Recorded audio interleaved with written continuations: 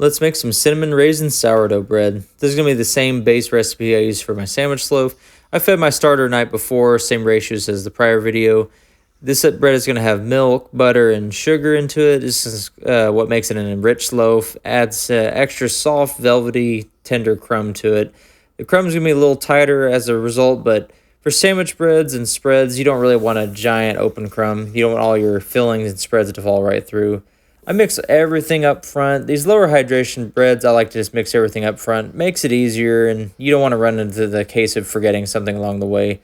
And I usually tend to not really notice much of a difference if I try and incorporate butter at the very end. When you start increasing hydration quite a bit, it works a lot better to add the butter at the very end once you strengthen the gluten. But I'll throw it in the stand mixer for a couple minutes, speed 1 just to start mixing and hydrating the dough, then speed 2 for about 7-8 minutes until it's pretty shaggy but staying together a little bit. I'll cover this up 30 minutes and we're going to do some stretch and folds.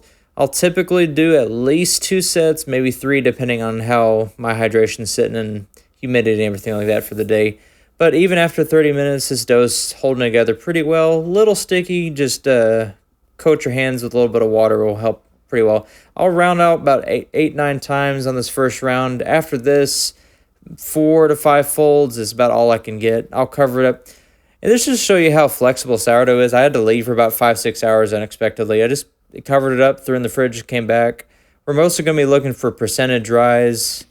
And after this case, so that was like one more set of stretch and folds, rounded it off. Good gluten development. Now we're going to do our lamination. This is just one way to include your inclusions. I like to spread it as thin as I possibly can. We're going to be adding in the cinnamon and the raisins.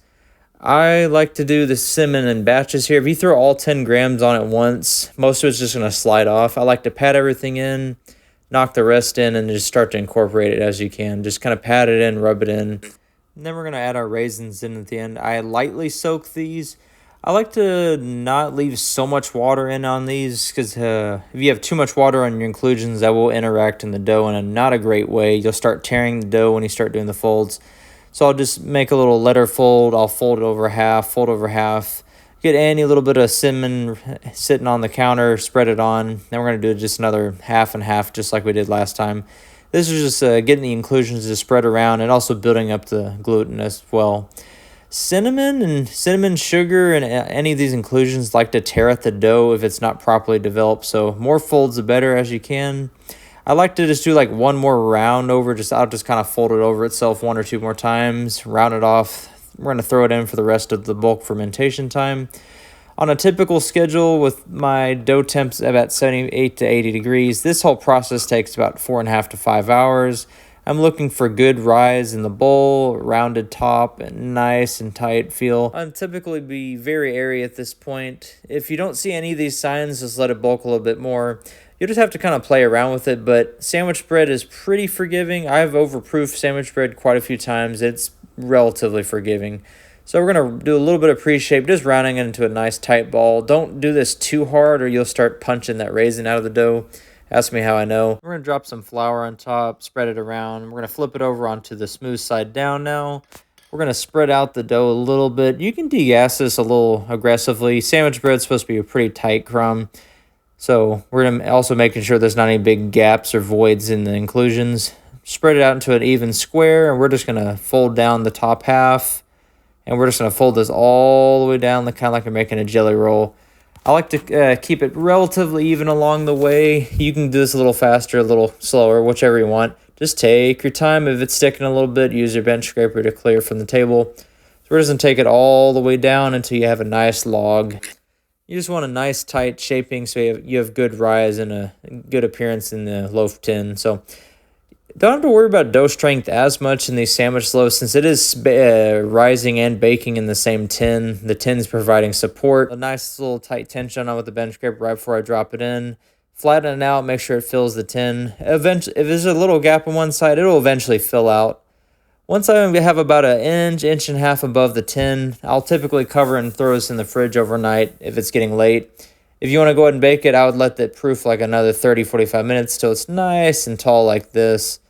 If I'm about 2 inches over the top of the tin, it's still rounded, we're good to go. Most of my sourdoughs, I like to just give them some kind of scoring, just because there's been a lot of hands-on time, so I like to just kind of mess around. Typically try and go right down the middle, but I was not knowing what I was doing that day. I completely missed the half, but as you can see, it's not going to really matter much. I'll spritz the dough, throw it in at 425 for 20 minutes, and then I'll lower it down to 400 for 20 more minutes after that, or get it till nice and dark as you want. I usually don't take these inclusion breads super dark since these fruit will burn on top, and burnt raisins do not taste great. So let's cut it in half, see how our inclusion looks. I'm still working on finding the best method for even distribution, but it's funny enough, as I start to slice into this bread, the farther along I get towards the back end, there's a lot more even distribution, but still really good cinnamon raisin flavor. Nothing better, some nice warm butter to top it off with, nice and crusty and crunchy. If you try this recipe, let me know how you like it. We'll see you next time.